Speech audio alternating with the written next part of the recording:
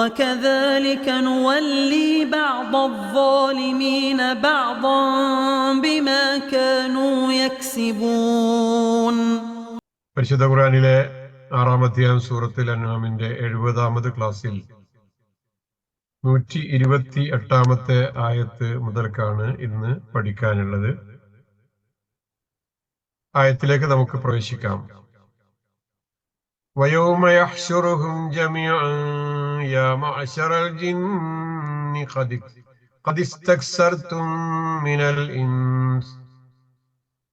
വയൗമ ദിവസം, യഹ്ശുറു ഒരുമിച്ചു കൂട്ടുന്നു, ഹും അവരെ, യഹ്ശുറുഹും അവൻ അവരെ ഒരുമിച്ചു കൂട്ടുന്ന ദിവസം, അള്ളാഹു ഒരുമിച്ചു കൂട്ടുന്ന ദിവസം, മഹ്ശറയിൽ കൊണ്ടുവരുന്ന ദിവസം, ജമീഅൻ എല്ലാവരെയും, അവരെ എല്ലാം.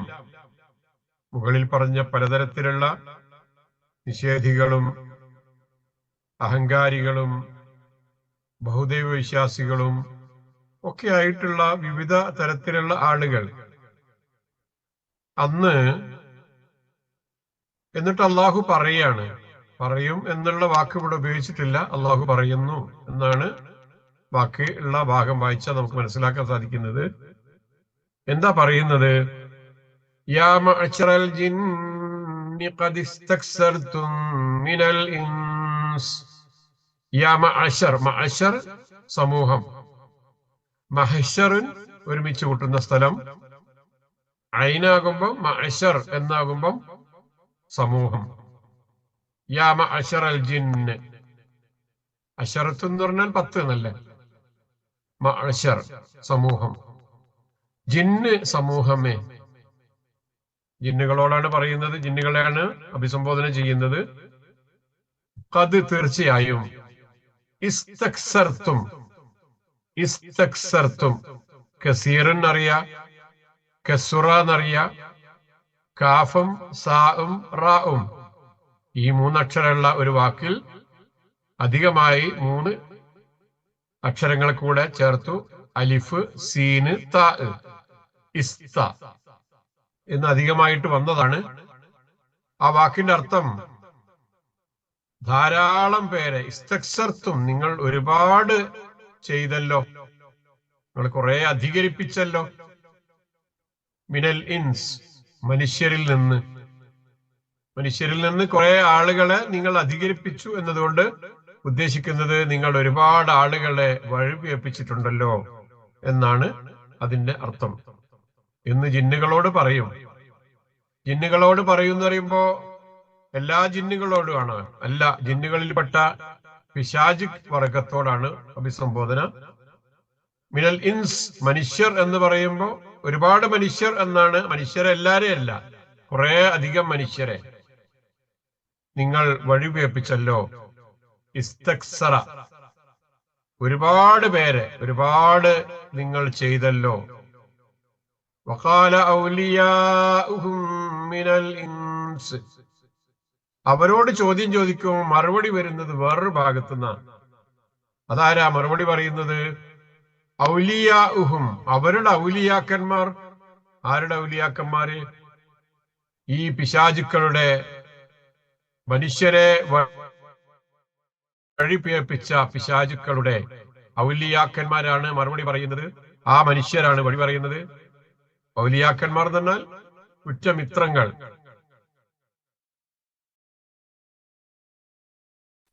വലിയൻ അടുത്ത ആള്, ഉറ്റമിത്രം. ഔലിയാഉൻ അതിന്റെ ബഹുവചനം, ഹും അവരുടെ ഔലിയാക്കന്മാർ മറുപടി പറയുന്നു. മിനൽ ഇൻസ് മനുഷ്യരിൽപ്പെട്ട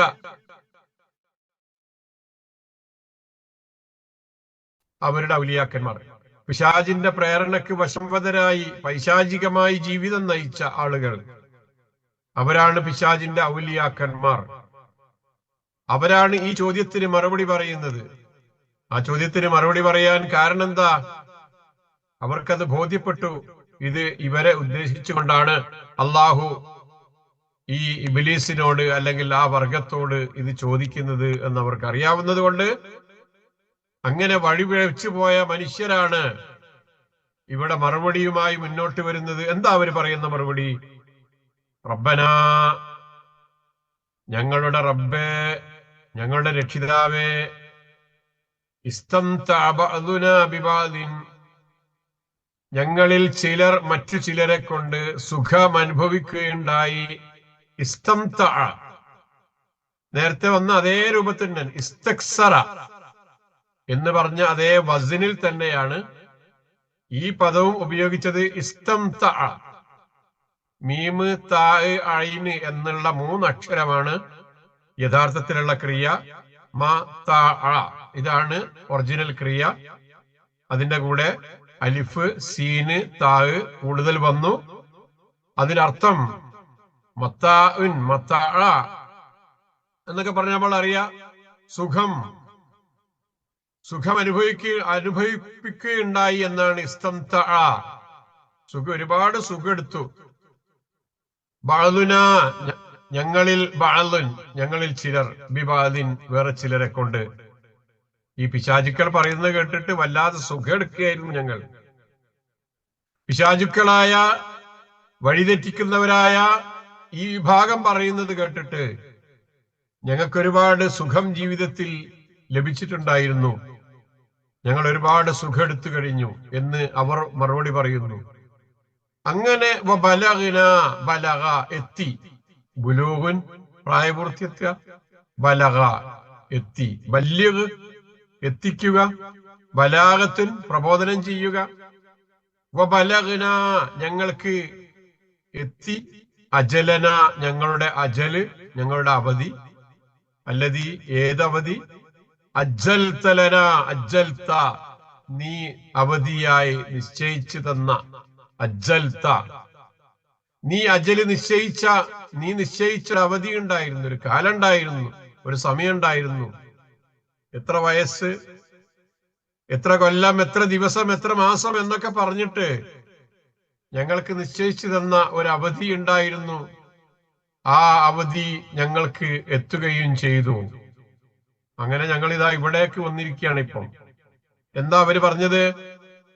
എന്താണ് പിശാചുക്കളുടെ ഈ ഔലിയാക്കന്മാർ പറയുന്ന, ഉച്ചമിത്രങ്ങൾ പറയുന്ന കാര്യം എന്താണ്?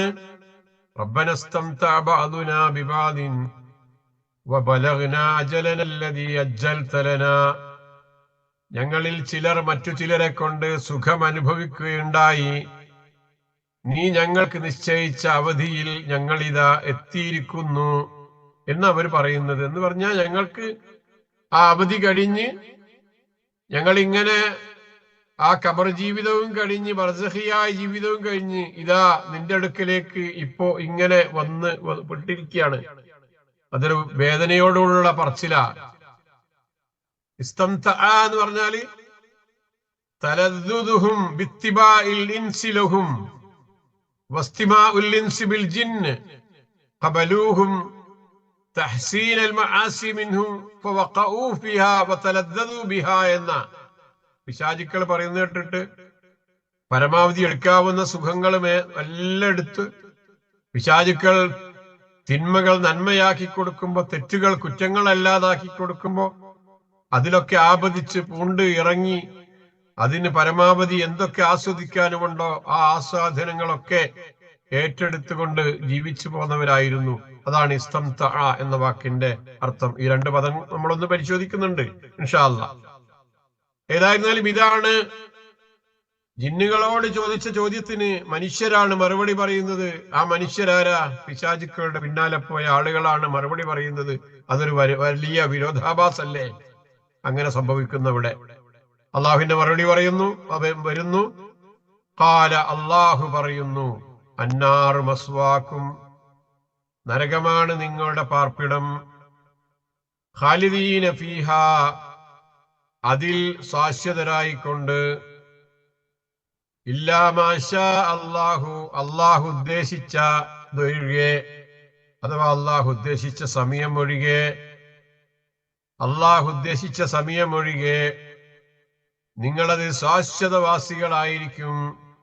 നരകമാണ് നിങ്ങളുടെ മസ്വ എന്ന സങ്കേതം. അന്നാറു മസ്വാക്കും, ആ പ്രത്യേകമായി ഒരുക്കപ്പെട്ടിരിക്കുന്ന നരകമാണ് നിങ്ങളുടെ സങ്കേതം. ഖാലിദീന ഫീഹാ, അതിൽ നിങ്ങൾ ശാശ്വതവാസികളാണ്. ഇല്ലാ മാഷാ അള്ളാഹു ഉദ്ദേശിച്ചതൊഴികെ, ഉദ്ദേശിച്ച കാലമൊഴികെ. ഇന്ന റബ്ബക ഹകീമുൻ അലീം, തീർച്ചയായും നിന്റെ രക്ഷിതാവ് യുക്തിമാനും സർവജ്ഞനുമാകുന്നു. വെറുതെ ഒരാളെ പിടിച്ച് നരകത്തിലിട്ടതല്ല, കാരണങ്ങളില്ലാതെ ചെയ്തതല്ല. ഹക്കീമാണ്, അലീമാണ്, അവൻ യുക്തിമാനാണ്, സർവജ്ഞനാണ്. അതുകൊണ്ട് അറിഞ്ഞുകൊണ്ട് തന്നെ ചെയ്യാണ്, അറിഞ്ഞിട്ട് തന്നെയാണ് ചെയ്യുന്നത്. കൃത്യമായ രേഖകളുണ്ട്, കാരണങ്ങളുണ്ട്, അടിസ്ഥാനങ്ങളുണ്ട്. ഓരോരുത്തരും ചെയ്ത പ്രവർത്തനങ്ങൾ എന്താണെന്ന് കൃത്യമായി അള്ളാഹുവിന്റെ അടുക്കലുണ്ട്. ആ നിലക്കാണ് അള്ളാഹു ചെയ്യുന്നത് എന്ന് മനസ്സിലായല്ലോ. വലിയൊരായത്താണെങ്കിലും പഠിക്കുമ്പോ നമുക്ക് എളുപ്പമായി തോന്നിയല്ലോ. കാരണം നമ്മള് മനസ്സിലാക്കിയത് എല്ലാ ആളുകളെയും മഹ്ശറയിൽ ഒരുമിച്ച് കൂട്ടുന്ന ദിവസം എന്നിട്ട് അവിടെ പറയുന്നത് യാ മഅ്ശറൽ ജിന്ന് എന്നാണ്. മഅ്ശർ എന്ന് പറഞ്ഞാൽ ജിന്നുകളുടെ സമൂഹം എന്നാണ്. മഹ്ശർ എന്നാണ് പരലോകത്ത് ഒരുമിച്ച് കൂട്ടുന്ന ആ പ്രത്യേക സ്ഥലത്തിന് പറയാ. നിങ്ങൾ ഓതുമ്പം പറയുമ്പം ഒക്കെ ഈ അക്ഷര വ്യത്യാസങ്ങൾ പ്രത്യേകം ശ്രദ്ധിക്കണം എന്ന് ഓർമ്മപ്പെടുത്തുകയാണ്. അള്ളാഹു അനുഗ്രഹിക്കട്ടെ. ശരി, ചെറിയൊരു വിശദീകരണമാകാം. ഇപ്പൊ എന്താണ് പറഞ്ഞതെന്ന് മനസ്സിലായി. സൃഷ്ടികളെയെല്ലാം മഹ്ശറിൽ ഒരുമിച്ച് കൂട്ടിയ ശേഷം അമാനിമോലയുടെ പരിഭാഷയിൽ നമുക്ക് വായിക്കാൻ കിട്ടുന്ന ഭാഗമാണ് ഞാൻ ഈ സ്ലൈഡ് കൊടുത്തത്.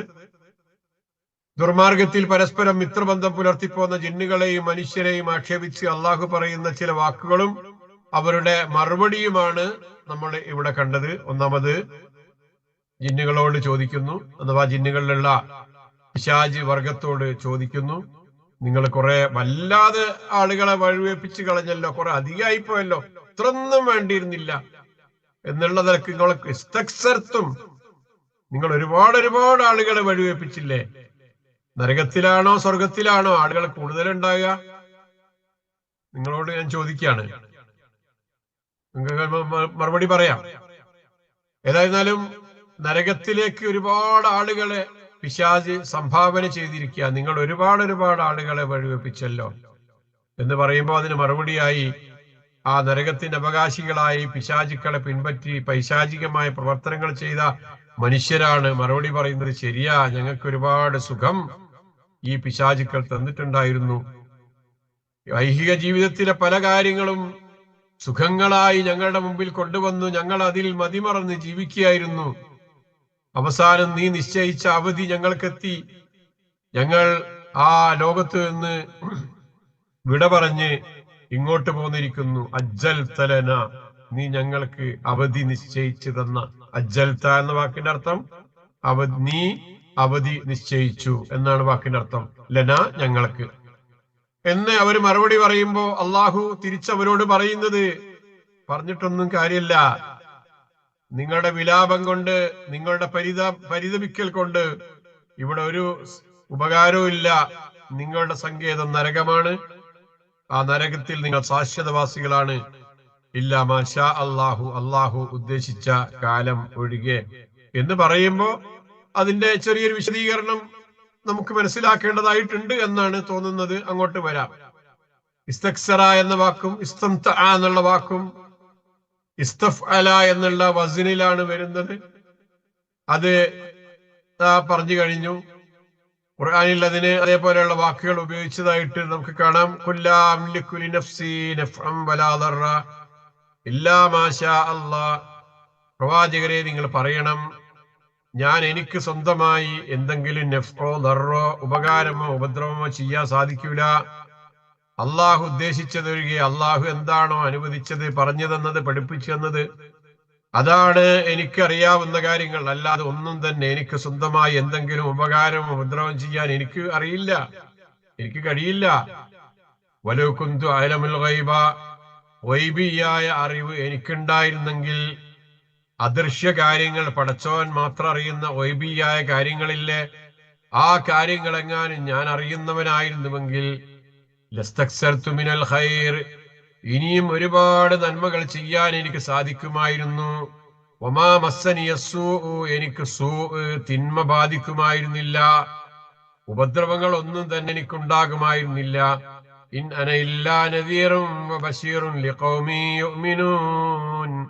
വിശ്വാസികളായ ആളുകൾക്ക് നദീറായിട്ടും ബഷീറായിട്ടും വന്ന വ്യക്തിയാണ് ഞാൻ. മുന്നറിയിപ്പ് നൽകുന്നവനും സന്തോഷവാർത്ത അറിയിക്കുന്നവനും എന്നുള്ള നിലക്ക് നിങ്ങളുടെ ഇടയിലൂടെ ജീവിക്കുന്ന ഒരു വ്യക്തിയാണ് ഞാൻ. അല്ലാതെ എനിക്ക് വൈബിയായ കാര്യങ്ങളൊന്നും നിങ്ങൾ പറയുന്ന പോലെ ഒന്നും അറിയില്ല. അറിയായിരുന്നെങ്കിൽ എന്ത് സുഖമായിരുന്നു. ഞാനിപ്പോ ചെയ്യുന്നതിനേക്കാളൊക്കെ ഒരുപാട് നന്മകൾ എന്റെ ജീവിതത്തിൽ വർദ്ധിപ്പിക്കാൻ സാധിക്കുകയായിരുന്നു. ഒരു ദോഷവും എന്നെ സംബന്ധിച്ച് അതൊരു ജൂത സ്ത്രീയാണെന്നും അവൾ എന്നെ ചതിക്കുകയാണെന്നും അവള് തന്ന ഭക്ഷണത്തിൽ വിഷമുണ്ട് എന്നും ഒക്കെ മനസ്സിലാക്കാൻ എനിക്ക് സാധിക്കുമായിരുന്നു. ആ ഉഹുദിന്റെ രണാങ്കണത്തിൽ അവിടെ ആളുകൾ മടങ്ങിപ്പോയി, അവർ തിരിച്ചു വരുന്നുണ്ട്, എന്നിട്ട് എന്നെ അടക്കം എല്ലാവരെയും കല്ലെറിയുമെന്ന് എനിക്ക് അറിയുമായിരുന്നെങ്കിൽ ഞാനായിരുന്നു നിൽക്കുകയായിരുന്നോ? അങ്ങനെ എന്തെല്ലാം കാര്യങ്ങൾ പ്രവാചക സല്ലല്ലാഹു അലൈഹി വസല്ലമയോട് പറയാൻ വേണ്ടി ആവശ്യപ്പെടുന്ന ആ ഭാഗത്തിൽ ഒരുപാട് വർദ്ധിപ്പിക്കുമായിരുന്നു, കുറെ അധികം ചെയ്യുമായിരുന്നു എന്നാണ് വാക്കിനർത്ഥം. മനസ്സിലായല്ലോ? പിന്നെ നമ്മള് പറഞ്ഞ ഇസ്തംത എന്ന വാക്ക് പോലെ വന്നിരിക്കുന്ന വേറെ ചില വാക്കുകൾ ഖുർആനിലുണ്ട്.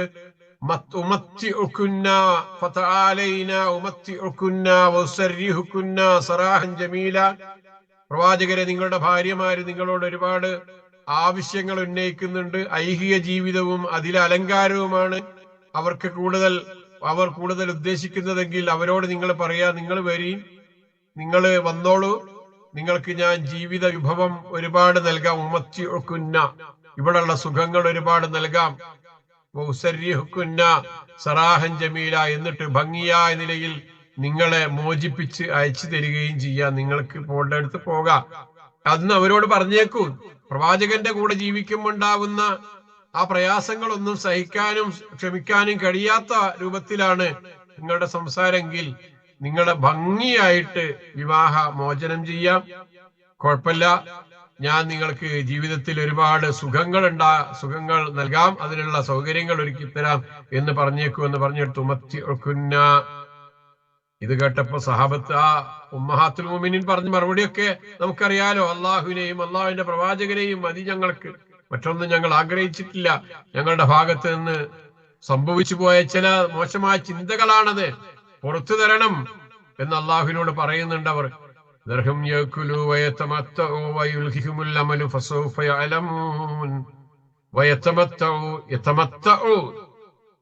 പ്രവാചകനോട് പറയാ അങ്ങനെയുള്ള ആൾക്കാരൊക്കെ വിട്ടേക്ക്. വേറെ ഭാഗത്തെ പറ്റിയട്ടോ, ഇവരെ പറ്റിയല്ല. നീ അവരെ വിട്ടേക്ക് പ്രവാചകരെ. അവർ തിന്നുകയും സുഖിക്കുകയും വ്യാമോഹത്തിൽ വ്യാപൃതരാവുകയും ചെയ്തു കൊള്ളട്ടെ. തിന്നോട്ട്, അവർ കുടിക്കട്ടെ. അതല്ലേ ജീവിതത്തിന്റെ മുഖ്യ ലക്ഷ്യമായിട്ട് അവർ കാണുന്നത്. വയത്തമഴ്ത്തവ്, അവർ സുഖെടുത്തോട്ടെ, അതല്ലേ പ്രധാനമായിട്ട് അവർ കാണുന്നത്. വയുൽഹിഹിം അൽ അമൽ ഫസൗഫ യഅലമൂൻ, അവരുടെ അമലുകൾ, അവരുടെ വ്യാമോഹങ്ങളിൽ യുൽഹിഹിം, ലഹുവിലായി വ്യാപൃതരായി അങ്ങനെ ജീവിച്ചോട്ടെ. കുറെ വ്യാമോഹങ്ങൾ വെച്ച് അതിൽ വിനോദത്തിൽ ഏർപ്പെട്ടുകൊണ്ട് അങ്ങനെ അതിലിങ്ങനെ മുഴുകി ജീവിക്കുന്ന ആളുകൾ, ഇങ്ങനെ 3 കാര്യങ്ങളിൽ മുഴുകിയിട്ടുള്ള വിഭാഗം ആളുകളെ അഭിസംബോധന ചെയ്തുകൊണ്ട് അവരെ പിടിച്ചുകൊണ്ട് നിങ്ങളെ എത്ര വിളിച്ചിട്ടും വരില്ല. അവർക്ക് കുറെ തിന്നണം, സുഖിക്കണം, കുറെ ആഗ്രഹങ്ങളുണ്ട്, ജീവിതത്തിൽ കുറെ ഇഷ്ടങ്ങളുണ്ട്, അതൊക്കെ നേടണം. കുറെ വ്യാമോഹങ്ങളാണ്, നേടാൻ സാധിച്ചെന്ന് വരില്ല. ആവശ്യമില്ലാത്ത ആഗ്രഹങ്ങളാണ്, അതിലൊക്കെ തേടിപ്പിടിക്കാൻ വേണ്ടിയിട്ട് അങ്ങനെ നെട്ടോട്ടമോടുന്ന മനുഷ്യരാണ്. അവരെ വിട്ടേക്കൂ പ്രവാചകരെ. അവര് നിങ്ങളെ അന്വേഷിച്ചുകൊണ്ട്, നിങ്ങളെ വാക്കുകൾ കേട്ടുകൊണ്ട് വരാനവർ ഒരുക്കമല്ല, അവർ പൊയ്ക്കോട്ടെ എന്ന് പറയുന്നുണ്ട് അള്ളാഹുവിന്റെ പ്രവാചകൻ സല്ലല്ലാഹു അലൈഹി വസല്ലം. അപ്പൊ 2 പദങ്ങൾ പരിചയപ്പെടുത്തി എന്ന്. അപ്പൊ ഞങ്ങൾ അന്യോന്യം ഉപയോഗപ്പെടുത്തി എന്ന് പറഞ്ഞു. എന്താ അതുകൊണ്ട് ഉദ്ദേശിക്കുന്നത്? ജിന്നുവർഗക്കാരായ പിശാചുക്കൾ മനുഷ്യഹൃദയങ്ങളിൽ ദുർമന്ത്രവും ദുഷ്പ്രേരണയും നടത്തിക്കൊണ്ടിരിക്കുന്നു. ദുർമാർഗങ്ങളും ദുർനടപ്പുകളും അവർക്ക് അലങ്കാരമാക്കി കാണിച്ചുകൊണ്ടിരിക്കുന്നു. മനുഷ്യരെ വഴിതെറ്റിക്കാൻ പിശാച് അതൊരു സ്ഥിരം ജോലിയായി ഏറ്റെടുത്തുകൊണ്ടിരിക്കുകയാണ്. അതൊരു ഭാഗത്ത് നടക്കുമ്പോ മനുഷ്യരുടെ ഭാഗത്ത് എന്താ ഉള്ളത്? പിശാചുക്കളുടെ ദുരുപദേശങ്ങൾക്ക്, ഇംഗിതങ്ങൾക്ക് വഴങ്ങിക്കൊണ്ടിരിക്കുന്നു. അവരിൽ അദൃശ്യ ശക്തികളും ദിവ്യത്വവും ഒക്കെ കൽപ്പിച്ചുകൊണ്ട് അവരെ അനുസരിക്കുകയും ആരാധിക്കുകയും പ്രാർത്ഥിക്കുകയും ഒക്കെ ചെയ്യുന്ന മനുഷ്യരെയും കാണാൻ സാധിക്കുന്നു. അതാണ് അവർ പരസ്പരം അങ്ങോട്ടും ഇങ്ങോട്ടും സുഖെടുക്കുക എന്നുള്ളത്. പിശാചിനെ വലിയവരായി കണ്ടുകൊണ്ട് മനുഷ്യർ ആരാധന ചെയ്യുമ്പോ ആ പിശാചിനനുസരിച്ചു കൊണ്ട് ജീവിക്കുമ്പോ കിട്ടുന്നൊരു സുഖമുണ്ട് പിശാചിന്. ഞാനൊരു വലിയവനാണല്ലോ എന്നുള്ള പിശാചി പറയുന്ന ഈ മോശപ്പെട്ട ഉപദേശങ്ങൾ, അതിലൂടെ ഭൗതിക ജീവിതത്തിൽ കിട്ടുന്ന ചില സന്തോഷങ്ങളുണ്ട് മനുഷ്യർക്ക്. അതാണ് മനുഷ്യർക്ക് കിട്ടുന്ന സുഖം എന്ന് പറയുന്നത്. അപ്പൊ രണ്ടു കൂട്ടർക്ക് സുഖമായില്ലേ? എന്താ സുഖം? പിശാചിനെ വലിയ ആളായിട്ട് കൊണ്ടു നടക്കുമ്പോൾ പിശാചിന് കിട്ടുന്നൊരു സുഖമുണ്ട്. ഒരാള് വല്ലാതെ പൊക്കി പറഞ്ഞ് നമ്മൾ എന്നാണ് എല്ലാം എന്ന് പറയുമ്പോൾ നമുക്ക് കിട്ടുന്ന ഒരു സുഖം ഉണ്ടാവില്ലേ? അതേപോലെ പിശാചിന് കിട്ടുന്ന സുഖം.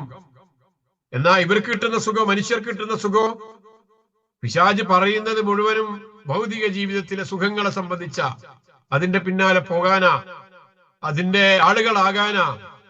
അങ്ങനെ അതിന്റെ പിന്നാലെ പോയത് കൊണ്ട് ഈ ജീവിതത്തിൽ സുഖം മാറി സുഖം മാത്രം തെരഞ്ഞു പിടിച്ച് പോയത് കൊണ്ട് ഒന്നും ഒഴിവായി പോയിട്ടില്ല. എവിടൊക്കെ എന്തൊക്കെ ഉണ്ടോ പുതിയത് സുഖം കിട്ടുന്ന എന്തൊക്കെയുണ്ടോ ആ ആട്ടത്തിലും ചാട്ടത്തിലും ആ പെരുമാറ്റത്തിലും ആ ഭക്ഷണത്തിലും ആ സുഖങ്ങളിലും ഒക്കെ ഇയാളുടെ പങ്കുണ്ടായിരുന്നു, ഇവരുടെ പങ്കുണ്ടായിരുന്നു. എല്ലാം കിട്ടി, സുഖം അനുഭവിച്ചു. അതാണ് പരസ്പരം സുഖം അനുഭവിച്ചു എന്ന് പറഞ്ഞതിന്റെ ഉദ്ദേശം. എന്താ ഇങ്ങനെ സുഖം അനുഭവിച്ചാല് കുറച്ചൊക്കെ ആയിക്കൂടെ? ഭൗതിക ജീവിതത്തിലെ കുറെ സുഖങ്ങൾ മാത്രം തേടിപ്പോയിക്കൂടെ? എന്താ തെറ്റ് എന്ന് ചോദിക്കാറുണ്ട് സാധാരണയായിട്ട്. കല്ലദീന മിൻ ഖബലിക്കും കാനു അശദ്ദ മിൻകും ഖുവ്വ, സൂറത്ത് തൗബയിലെ 69-ാമത് വചനം. നിങ്ങളുടെ മുമ്പുണ്ടായിരുന്നവരെ പോലെ നിങ്ങളെക്കാൾ കനത്ത ശക്തിയുള്ളവരും കൂടുതൽ സ്വത്തുക്കളും സന്തതികളുമുള്ളവരായിരുന്നു അവർ. പഴയ കാലത്തെ കുറച്ച് ആൾക്കാരെ പറ്റി പറഞ്ഞിട്ടേ, അങ്ങനെ തങ്ങളുടെ ഓഹരി കൊണ്ട് അവർ സുഖം അനുഭവിച്ചു. അവർക്ക് കിട്ടിയ ചില ഓഹരി ഉണ്ടായിരുന്നു. ഈ ലോകം എന്ന് പറയുമ്പോ അതിന്റെ ആദ്യം മുതൽ അവസാനം വരെ നിങ്ങൾ ഒരു ദിവസമായി സങ്കല്പിച്ചു നോക്കൂ. ലോകം തുടങ്ങിയത് മുതൽ ലോകം ഒടുങ്ങുന്നത് വരെയുള്ള ആ ഒരു കാലഘട്ടത്തെ ഒരു ദിവസമായി സങ്കല്പിക്കുക. ആ ദിവസത്തിന്റെ ആദ്യത്തെ ഒരു മണിക്കൂറിൽ ജീവിച്ച ആളുകളെ പറ്റിയാണ് ഈ പറയുന്നത് എന്ന് സങ്കല്പിക്കുക. ആ ഒരു മണിക്കൂർ അവർക്ക് നൽകിയ ഓഹരിയായിരുന്നു. ഖലാഖിഹിം, അവർക്ക് നൽകിയ ഓഹരിയായിരുന്നു.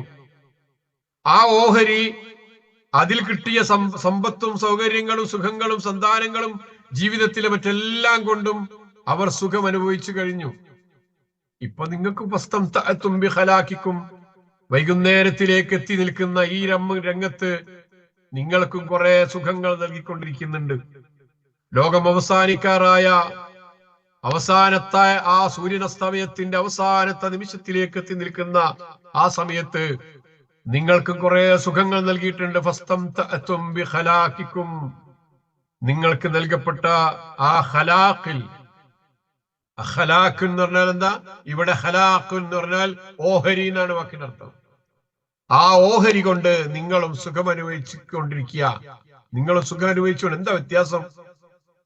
ആദിന്റെയും സമൂഹത്തിന്റെയും ആ കാലഘട്ടത്തിലൊക്കെ ജീവിച്ച ആളുകൾ അനുഭവിച്ച സുഖങ്ങളെ പോലെ അല്ലാതെ മറ്റെന്താ നിങ്ങൾ എടുക്കുന്ന സുഖം?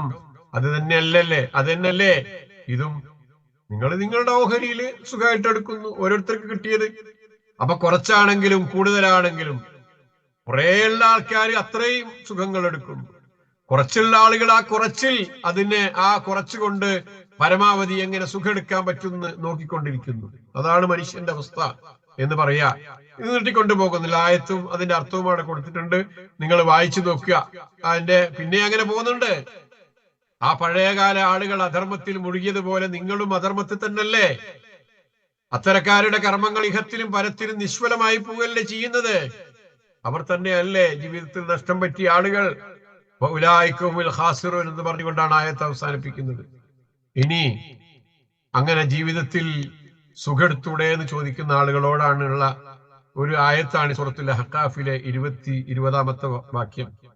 ഒരു ജീവിതമല്ലുള്ളൂ, ഒരു കല്യാണമല്ലുള്ളൂ, ഒരു മോളല്ലുള്ളൂ, ഒരു വീടല്ലുള്ളൂ എന്നൊക്കെ പറഞ്ഞിട്ട് കിട്ടുന്ന അത്രയും സമയം സുഖത്തിന് വേണ്ടി മാത്രം അങ്ങനെ നീക്കി വെക്കുകയാണെങ്കിൽ അവര് പരലോകത്തെത്തിയാൽ ഉണ്ടാകുന്ന ചില അവസ്ഥകളുണ്ട്.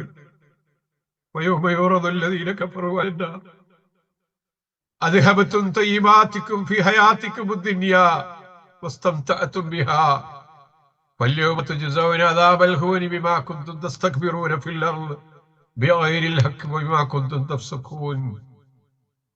സൂറത്തുൽ അഹ്ഖാഫിലെ 20-ാമത്തെ വാക്യം. സത്യനിഷേധികൾ നരകത്തിന് മുമ്പിൽ പ്രദർശിപ്പിക്കപ്പെടുന്ന ദിവസം അവരോട് പറയപ്പെടുകയാണ്. എന്താ പറയപ്പെടുന്നത്? കുറെ തവണ നമ്മളെ ക്ലാസ്സുകളിൽ വന്ന ആയത്താണ്. എല്ലാ ഭാഗത്തും പ്രസക്തമായ ചില ആശയങ്ങളാണ്. എന്താ പറയുന്നത്? ഐഹിക ജീവിതത്തിൽ നിങ്ങളുടെ നല്ല വസ്തുക്കളെല്ലാം നിങ്ങൾ പാഴാക്കി കളഞ്ഞു. അദ്ഹബതും തയ്യിബാതികും ഫീ ഹയാതികും ദുനിയാ വസ്തംതഅതും ബിഹാ, അവ കൊണ്ട് നിങ്ങൾ സുഖം അനുഭവിക്കുകയും ചെയ്തു.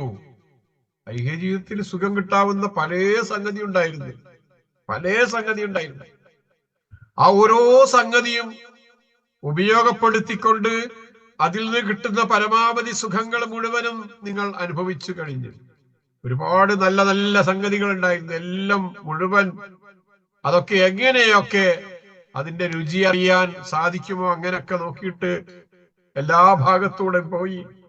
എല്ലാ കാലഘട്ടത്തിലും, ചെറുപ്പത്തിലും യുവത്വത്തിലും വാർദ്ധക്യത്തിലും ഒക്കെ നിങ്ങൾ പരമാവധി സുഖത്തിൽ മാത്രമാണ് ജീവിച്ചു പോകുന്നത്. അതിനാൽ ന്യായം കൂടാതെ നിങ്ങൾ ഭൂമിയിൽ അഹംഭാവം നടിച്ചിരുന്നതിന്റെ ഫലം, നിങ്ങൾ ധിക്കാരം കാണിച്ചിരുന്നതിന്റെ ഫലം, നിങ്ങൾക്ക് അപമാനകരമായ ശിക്ഷയാണ് പ്രതിഫലമായി നൽകപ്പെടുന്നത്. ഒരു കാരണമില്ലായിരുന്നു അഹങ്കരിക്കാൻ, ഒന്നുമില്ലായിരുന്നു. എന്തുണ്ടായിരുന്നു നിങ്ങൾക്ക് ഇത്ര അഹങ്കരിക്കാൻ? ബിമാ കുൻതും തസ്തക്ബിറൂന ഫിൽ അർളി ബിഗൈരിൽ ഹഖ്. ഹക്കില്ല, അവകാശമില്ലായിരുന്നു, ന്യായമില്ലായിരുന്നു ഇങ്ങനെ അഹങ്കരിക്കാൻ. എന്നിട്ടും നിങ്ങൾ അഹങ്കരിച്ചു. ഒരുപാട് ഫിസ്ഖ്, ഒരുപാട് ധിക്കാരം നിങ്ങൾ കാണിച്ചു. അതുകൊണ്ട് നിങ്ങൾ അനുഭവിച്ചോളൂ എന്ന് അവരോട് പറയുന്നു. ഉമർ റളിയല്ലാഹു അൻഹു ഒരിക്കല് തന്റെ മകൻ അബ്ദുള്ളന്റെ അടുക്കലേക്ക് കടന്നു വരിക. ദഖല ഉമർ റളിയല്ലാഹു അൻഹു അലാ ഇബ്നിഹി അബ്ദുള്ള റളിയല്ലാഹു അൻഹു വൈദാ ഇൻദഹു ലഹ്മൻ. അപ്പോ അബ്ദുള്ളാന്റെ അടുക്കല് കുറച്ച് ഇറച്ചിയുണ്ട്. കയ്യിൽ പിടിച്ച് തൂക്കി പിടിച്ചിങ്ങനെ വരികയാണ്. നല്ല വീട്ടിലുണ്ട് എന്ന് വിചാരിച്ചോളൂ. ഫഖാൽ, ഉമർ ചോദിച്ചു, മാ ഹാദൽ ലഹ്ം, ഇത് എവിടുന്ന് കിട്ടി? എന്താ ഇതിന്റെ സംഗതി? ഫഖാൽ ഇസ്തഹൈതുഹു, എനിക്ക് ഇവിടെ ഇങ്ങനെ ഇരുന്നപ്പോ ഒന്ന് തോന്നി, കുറച്ച് ഇറച്ചി തിന്നണം തോന്നി, മാംസം തിന്നണം തോന്നി, വല്ലാതെ പൂതി വന്നു. അങ്ങനെ ഞാൻ ചെന്നു വാങ്ങിക്കൊണ്ടുവരികയാണ്. എനിക്ക് പൂതി വന്നപ്പോ ഞാൻ പോയി വാങ്ങി വരികയാണ്, അങ്ങാടി പോയി വാങ്ങി വരിക. ഉമർ റളിയല്ലാഹു അൻഹു ചോദിക്കുന്നത്, തോന്നുന്നത്, പൂതി തോന്നുന്നത് മുഴുവനും തിന്നാണോ മകനെ എന്ന് അബ്ദുള്ളയോട് ചോദിക്കുക. പൂതി തോന്നുന്നത് മുഴുവനും ആ സമയത്ത് അങ്ങനെ തന്നെ കഴിക്കാനുള്ള, ഭക്ഷിക്കാൻ ഒരുങ്ങിയാണോ എന്ന് ചോദിക്കുക. എന്നിട്ട് അദ്ദേഹം പറഞ്ഞു, കഫാബിൽ മർഇ സർഫൻ അൻ യഅകുല കുല്ല മശ്തഹ, ഒരു മനുഷ്യൻ അവൻ ദുർവ്യയം ചെയ്യുന്നവനാണ് എന്നതിന്റെ തെളിവ് അവൻ ആഗ്രഹിക്കുന്നത് മുഴുവനും അവൻ വാരിക്കൂട്ടാനും തിന്നാനും വേണ്ടി ശ്രമിക്കുന്നു എന്നതാണ്. അവൻ ദുർവ്യയക്കാരനാണ് എന്നതിന്റെ തെളിവ് എന്ന് പഠിപ്പിക്കുക. ശരിയല്ലേ? തോന്നുന്നതെല്ലാം ഞാനും നിങ്ങളും വാങ്ങിക്കൂട്ടുന്നു. അത് മുഴുവനും ഭക്ഷിക്കാൻ തോന്നുന്നത് മുഴുവനും അപ്പപ്പോൾ പോയി വാങ്ങി അത് ഒന്നും നഷ്ടപ്പെട്ടുകൂടാ എന്നുള്ളതൊക്കെ അതിന്റെ പിന്നാലെ പോകുന്നു. ഒന്നും മാറ്റി വെച്ചിട്ടില്ല. അതല്ലേ ദുർവ്യയം എന്ന് പറയുന്നത് എന്നാണ് ഉമർ റളിയല്ലാഹു അൻഹു ചോദിച്ചത്. ശരിയാണത്. അദ്ദേഹം പറയാറുണ്ടായിരുന്നു, ഉമർ റളിയല്ലാഹു അൻഹു യഖൂലു നഫ്സിഹി, സ്വന്തത്തോട് പറയാറുണ്ടായിരുന്നു. എന്താ പറയാറുള്ളത്? അല്ലാഹി ലതത്തഖീന അല്ലാഹ ഇബ്നുൽ ഖത്താബ്, ഇബ്നുൽ ഖത്താബ്, ഖത്താബിന്റെ മകനെ, നീ പടച്ചോനെ സൂക്ഷിക്കണം കേട്ടോ എന്ന് ഉമർ റളിയല്ലാഹു അൻഹു സ്വന്തത്തോട് പറയാറുണ്ടായിരുന്നു.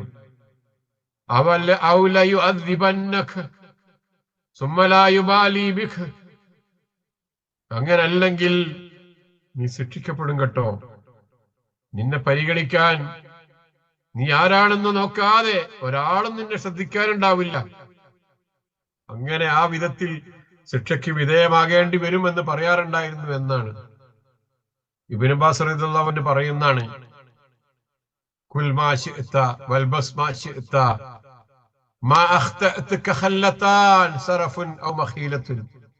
നീ ഉദ്ദേശിച്ചത് നീ കഴിച്ചോളൂ, നീ ഉദ്ദേശിക്കുന്നത് നീ ധരിച്ചോളൂ, വസ്ത്രമായിട്ട് ഉപയോഗിച്ചോളൂ. പക്ഷെ നിനക്ക് രണ്ട് സ്വഭാവം ഉണ്ടായാൽ അതെല്ലാം നശിച്ചു പോകട്ടോ, കുറ്റാണ് കേട്ടോ. എന്താ അത്? സറഫുണ്ടാകരുത്, ദുർവ്യയം ചെയ്യരുത്, അമിതവ്യയമാകരുത്. ഔ മഹീലത്തിന് അഹങ്കാരം കടന്നു വരുന്ന പൊങ്ങച്ചുണ്ടാകരുത്. മാലിക് റളിയല്ലാഹു അൻഹു പറയുന്നതാണ്, അത്തബദീറു ഹുവ അഖ്ദുൽ മാലി മിൻ ഹഖ്ഖിഹി. ദുർവ്യയം എന്ന് പറയുന്നത് സ്വത്ത് സ്വീകരിക്കുന്നത് ഹക്കായ വഴിയിലൂടെ തന്നെയാണ്. എന്നാൽ അത് ചെലവഴിക്കുന്നത് ഹക്കല്ലാത്ത മാർഗത്തിലാണ്. അതിനാണ് വഹുവൽ ഇസ്റാഫ്, അതിനാണ് ഇസ്റാഫ് എന്ന് പറയുന്നത്. സറഫ് എന്ന് പറഞ്ഞാൽ ഇസ്റാഫ് എന്ന് പറഞ്ഞാൽ ഒന്ന് തന്നെ, അമിതവ്യയം, ദുർവ്യയം. ദുർവ്യയം എന്ന് പറയുന്നത് എന്താന്ന് അദ്ദേഹം പറഞ്ഞത്? അനർഹമായ വിധത്തിൽ സമ്പാദിച്ചിട്ട് അനർഹമായ വിധത്തിൽ ചെലവഴിക്കുക എന്നല്ല, അർഹമായ വിധത്തിൽ സമ്പാദിക്കാൻ പറ്റുക. അത് അതിനെപ്പറ്റി പറയുന്നെ വേണ്ട. അനർഹമായ വിധത്തിൽ സമ്പാദിച്ചിട്ട് എന്നിട്ട് അനർഹമായ വിധത്തിൽ ചെലവഴിക്കുന്നതിനെ സംബന്ധിച്ച് ഇവിടെ വിഷയം പറയേണ്ട കാര്യം തന്നെയില്ല. അനുവദനീയമായ മാർഗത്തിലൂടെ സമ്പാദിച്ചുണ്ടാക്കുകയും എന്നിട്ടത് ശരിയല്ലാത്ത വഴിയിലൊക്കെ ചെലവഴിക്കുകയും ചെയ്യുന്നതിനെയാണ് ഇസ്രാഫ് എന്ന് പറയുന്നത്. അത് ഇവിടെ പറഞ്ഞപ്പോ ഉമർ റളിയല്ലാഹുവിന്റെ ആ ഉദ്ധരണി പറഞ്ഞപ്പോ കുറച്ചുകൂടെ കാര്യങ്ങൾ അതിനോട് അനുബന്ധിച്ച് പറഞ്ഞു എന്ന് മാത്രം. ഇവിടെ നമ്മുടെ യഥാർത്ഥത്തിൽ നമ്മുടെ വിഷയമല്ല. ഇയാസ് ബിൻ മുആവിയ പറയുന്നുണ്ട്, അൽ ഇസ്രാഫ് മാ ഖസ്സറ ബിഹി അൻ ഹഖ്ഖില്ലാ. അല്ലാഹുവിന്റെ ഹഖിൽ കുറവ് വരുത്തിയിട്ട് ചെയ്യുന്ന എന്ത് കാര്യവും അതിന് ഇസ്രാഫ് എന്ന് പറയാൻ. മനസ്സിലായോ? പടച്ചോന് കൊടുക്കേണ്ട ഹക്കില്ലേ, ആ ഹക്കിൽ ചെലവഴിക്കാതെ അതിന് ഖസ്സറ, അതിൽ വീഴ്ച വരുത്തിയിട്ട് ചെയ്യുന്ന സംഗതികൾ മുഴുവനും ഇസ്രാഫ് എന്നാണ് പറയാ എന്ന്. അല്ലെങ്കിൽ അങ്ങനെ വേറെ കുറെ സംഗതികൾ അത് ബന്ധപ്പെട്ട് പണ്ഡിതന്മാർ പറഞ്ഞിട്ടുണ്ട്. ഒന്നില്ല ഖാലിദീന ഫീഹാ ഇല്ലാ മാ ശാ അല്ലാഹ്. ആയത്തിന്റെ അവസാന ഭാഗം അള്ളാഹു ഉദ്ദേശിച്ച ആ സമയമല്ലാത്ത കാലത്ത് ആ കാലഘട്ടം മുഴുവനും നരകത്തിൽ ശാശ്വതവാസികളായി കഴിയേണ്ടി വരും എന്നാണ്. രണ്ട് തരത്തിലുള്ള അർത്ഥം ഇതിന് പറഞ്ഞിട്ടുണ്ട്. ഒന്ന്, ഖബറുകളിൽ നിന്ന് എഴുന്നേൽപ്പിക്കപ്പെട്ടത് മുതൽ വിചാരണ കഴിഞ്ഞ് നരകത്തിൽ പ്രവേശിക്കുന്നത് വരെയുള്ള കാലം, അതാണ് ഖാലിദീന ഫിഹാ എന്ന് പറഞ്ഞതിന്റെ അർത്ഥമായിട്ട് ചില പണ്ഡിതന്മാർ പറഞ്ഞിരിക്കുന്നത്. ഖബറുകളിൽ നിന്ന് എഴുന്നേൽപ്പിക്കപ്പെട്ടത് മുതൽ വിചാരണ കഴിഞ്ഞ് നരകത്തിൽ പ്രവേശിപ്പിക്കുന്നത് വരെയുള്ള ഒരു കാലഘട്ടം ഉണ്ടല്ലോ, ആ ഒരു സമയമല്ലാത്ത ബാക്കിയുള്ള കാലഘട്ടം മുഴുവനും നരകക്കാർ നരകത്തിൽ തന്നെ ആയിരിക്കും എന്നാണ് ഇതുകൊണ്ട് ഉദ്ദേശിക്കുന്നത് എന്ന് മനസ്സിലായിട്ടുണ്ടാകും. അപ്പൊ നരകത്തിൽ നിന്നൊരു മോചനം ഒരിക്കലും ഉണ്ടാവില്ല എന്നാണ് ഒന്നാമത്തെ അർത്ഥം കൊണ്ട് ഉദ്ദേശിക്കുന്നത്. എന്നാൽ രണ്ടാമതായി ഒരു ഹദീസിൽ റസൂൽ സല്ലല്ലാഹു അലൈഹി വസല്ലം പറയുന്നുണ്ട്, അന്ന നബി സല്ലല്ലാഹു അലൈഹി വസല്ലം ഖാല ഇന്നി ലഅലമു ആഖിറ അഹ്ലിൻ നാർ ഖുറൂജൻ മിൻഹാ. അവസാനമായി സ്വർഗത്തിൽ പ്രവേശിക്കുന്ന ഒരാളുടെ ചിത്രം പറയാ. നരകത്തിൽ നിന്ന് അവസാനം പുറത്തു കിടക്കുന്നതും സ്വർഗത്തിൽ അവസാനം പ്രവേശിക്കുന്നതുമായ ആളുകളെ എനിക്കറിയാം. വആഖിറ അഹ്ലിൽ ജന്ന ദുഖൂലൻ എന്ന് പറഞ്ഞിട്ട് ആ ഹദീസ് ബുഖാരിയിലും മുസ്ലിമിലൊക്കെ വന്ന ഒരു ഹദീസ് പറയുന്നുണ്ട്. ആ ഹദീസിൽ എന്താ തുടക്കത്തിൽ തന്നെ കണ്ടത്? നരകത്തിൽ നിന്ന് അവസാനം പുറത്തു കിടക്കുന്ന ഒരാള്, സ്വർഗത്തിൽ അവസാനം പ്രവേശിക്കുന്ന ഒരാള്. അങ്ങനെ പറയുമ്പോ ആദ്യം പുറത്തു കിടക്കുന്നവരും അങ്ങനെ സ്വർഗത്തിൽ ആദ്യം പ്രവേശിക്കുന്നവരും ഈ അവസാനക്കാർക്ക് മുമ്പ് പ്രവേശിക്കുന്നവരും ഒക്കെ അതിനർത്ഥം ഉണ്ടല്ലോ. അപ്പോ നരകത്തിൽ നിന്ന് ശിക്ഷ കഴിഞ്ഞാൽ, ശിക്ഷയുടെ കാലാവധി കഴിഞ്ഞാൽ സ്വർഗത്തിലേക്ക് ആക്കുന്ന ആളുകൾ ഉണ്ടാകും എന്നാണ് ഈ ഹദീസ് നമ്മെ പഠിപ്പിക്കുന്നത്. എന്നിട്ട് അവസാനം വരുന്ന മനുഷ്യരെ പറ്റി പറയുന്നത് അങ്ങനെ അയാൾ വരുന്നത് എങ്ങനെയാണെന്നറിയോ? അയാൾ പറയും, അയാൾ വരുന്നത് മുട്ടിലിഴഞ്ഞുകൊണ്ടാണ്, കാൽമുട്ടിൽ ഇഴഞ്ഞുകൊണ്ട് ഒരാൾ നരകത്തിൽ നിന്ന് പുറത്തേക്ക് എടുക്കുന്നു. അപ്പോൾ അള്ളാഹു അവനോട് പറയും, നീ പൊയ്ക്കോ, സ്വർഗത്തിലേക്ക് പൊയ്ക്കോ എന്ന് പറയും. അങ്ങനെ അവന് സ്വർഗത്തിലേക്ക് പോകും. സ്വർഗത്തിൽ ചെല്ലുമ്പോ കുറെ ആളുകൾ അവിടെ കാണുമ്പോ അവന് തോന്നും സ്വർഗമൊക്കെ നിറഞ്ഞു പോയിട്ടുണ്ട് എന്ന്. അവൻ അള്ളാഹുവിന്റെ അടുക്കൽ മടങ്ങി വന്ന് പറയുന്നതാണ്, ഞാൻ അവിടെ ചെന്നു, സ്വർഗം മുഴുവനും നിറഞ്ഞു കിടക്കുന്നുണ്ടല്ലോ, അവിടെ ഇനി സ്ഥലമില്ല എന്നാണ് തോന്നുന്നത് എന്ന് പറയുമ്പോ അള്ളാഹു വീണ്ടും പറയും, നീ പോയി നോക്ക്, സ്വർഗത്ത് പ്രവേശിക്ക്, നിനക്ക് ഇഹലോകത്തിന്റെ അത്രയും പിന്നെ 10 ഇരട്ടിയുമാണ് നിനക്കുള്ളത് എന്ന് പറയുമ്പോൾ വിശാലമായ ഒരു സൗകര്യം അത്തരത്തിലുള്ള ആളുകൾക്കും ചെയ്തു കൊടുക്കും എന്ന് പറയുന്നു. അപ്പോ ഇങ്ങനെ പറയുമ്പോ നിനക്ക് 10 ഇരട്ടി ഈ ലോകത്തിന്റെ അത്രയും അതിന്റെ 10 ഇരട്ടിയും ഒക്കെ ഉണ്ടെന്ന് പറയുമ്പോ ഇവൻ സംശയത്തോടു കൂടി പടച്ചോനോട് ചോദിക്കുന്നത്, പടച്ചോനെ നീ ഇലാഹല്ലേ, മാലിക്കുൽ മുലൂക്കല്ലേ, നീക്കതിൽ എല്ലാറ്റിന്റെയും ഉടമസ്ഥനായ മാലിക്കായ ഖാലിക്കായ രക്ഷിതാവേ, നീ എന്നെ പരിഹസിക്കുക, അങ്ങനെ ചെയ്യോ നീ? അങ്ങനെ ഈ ഹദീസ് പറഞ്ഞിട്ട് റസൂൽ സല്ലല്ലാഹു അലൈഹി വസല്ലം ചിരിക്കുന്നുണ്ട് എന്നാണ്. അവിടുത്തെ അണപ്പല്ല് കാണുമാറ് റസൂൽ സല്ലല്ലാഹു അലൈഹി വസല്ലം ചിരിക്കുന്നുണ്ടായിരുന്നു എന്നാണ്. എന്നിട്ട് റസൂല് അവസാനം പറയുന്ന, ഇദ്ദേഹമാണ് സ്വർഗത്തിലെ ഏറ്റവും താഴ്ന്ന പദവിയിലുള്ളവർ എന്ന് പറയപ്പെടുന്നത് ഇദ്ദേഹമാണ് എന്ന് പറയുന്നുണ്ട് എന്നാണ്. അപ്പോ ഖാലിദീന ഫിഹ എന്ന് പറഞ്ഞതിന്റെ 2 തരത്തിലുള്ള അർത്ഥമാണ് നമ്മൾ കണ്ടത്.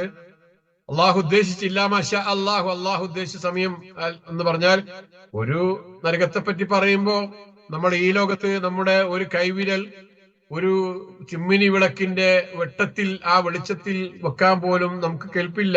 ഒരു സെക്കൻഡ് നേരം നമ്മുടെ വിരലൊന്ന് ആ ചിമ്മിനി വിളക്കിന്റെ വെളിച്ചത്തിൽ ഒന്ന് പിടിച്ചു നിൽക്കാൻ ആ തിരിയൊന്ന് ഉയർത്തി അതിന്റെ മുകളിലേക്കുണ്ട് നമ്മുടെ ഒരു വിരലിന്റെ ചെറിയൊരു ഭാഗം പോലും ഒരു സെക്കൻഡ് നേരം പോലും വെച്ച് നിൽക്കാനുള്ള കേൾപ്പില്ലാത്ത മനുഷ്യർ ആ നരകത്തിൽ കിടന്ന് അവിടെയുള്ള കല്ലും മനുഷ്യരും ഒന്നായിട്ട് കത്തിക്കപ്പെടുന്ന ഒരവസ്ഥയിലേക്ക്, ആ തീയിലേക്ക് എറിയപ്പെട്ടാൽ ഉണ്ടാകുന്ന അവസ്ഥ ഒന്ന് ആലോചിച്ചു നോക്കൂ. എന്നിട്ട് അതിന് ശിക്ഷാ കാലാവധി കഴിഞ്ഞ് തിരിച്ചു വരുന്ന ഒരാളെ സംബന്ധിച്ചാണ് റസൂൽ സല്ലല്ലാഹു അലൈഹി വസല്ലം പറഞ്ഞിരിക്കുന്നത് എന്നാണ്. ഇന്ന റബ്ബക ഹക്കീമുൻ അലീം. വെറുതെ ചെയ്യൂലട്ടോ, ബുദ്ധിപൂർവമായ കാരണങ്ങളൊന്നുമില്ലാതെ കേവലമായ അഭിലാഷത്തിന്റെയും ആഗ്രഹത്തിന്റെയും പേരിലല്ല ഇവിടെ ശിക്ഷ നടക്കുന്നത്, ഇവിടെ മാപ്പ് നടക്കുന്നത്. പടച്ചോൻ ഒരാളെ ശിക്ഷിക്കുന്നതും മാപ്പ് കൊടുക്കുന്നതും നരകത്തിലേക്കും സ്വർഗത്തിലേക്കും ഒക്കെ അങ്ങോട്ടും ഇങ്ങോട്ടും ഒക്കെ വേർതിരിക്കപ്പെടുന്നതും കേവലം വെറുതെയുള്ള ചില കാര്യങ്ങളുടെ പേരിലല്ല. ഹക്കീമാണ്, അലീമാണ്. തികഞ്ഞ യുക്തിയുടെയും ജ്ഞാനത്തിന്റെയും അടിസ്ഥാനത്തിൽ മാത്രമാണ് റബ്ബ് ചെയ്യുന്നത്. ഒരാളുടെ കുറ്റത്തിന് അയാൾ സ്വന്തമല്ല ഉത്തരവാദി എന്നറിഞ്ഞാൽ അയാളെ ശിക്ഷിക്കേണ്ടതില്ല എന്ന് തീരുമാനിക്കാൻ അള്ളാഹുവിന് അറിയും, അള്ളാഹുവിന് കഴിവുണ്ട്, അള്ളാഹു അത് ചെയ്യും. അയാൾക്ക് മാപ്പ് കൊടുക്കണമെന്ന് വിചാരിച്ചാൽ അങ്ങനെ ചെയ്യുന്നവനാണ് റബ്ബ്. അങ്ങനെ ഒരുപാട് അത് സംബന്ധമായിട്ട് നമുക്ക് ആലോചിക്കുകയും മനസ്സിലാക്കുകയും ചെയ്യാം. അള്ളാഹു അനുഗ്രഹിക്കുമാറാകട്ടെ. അടുത്ത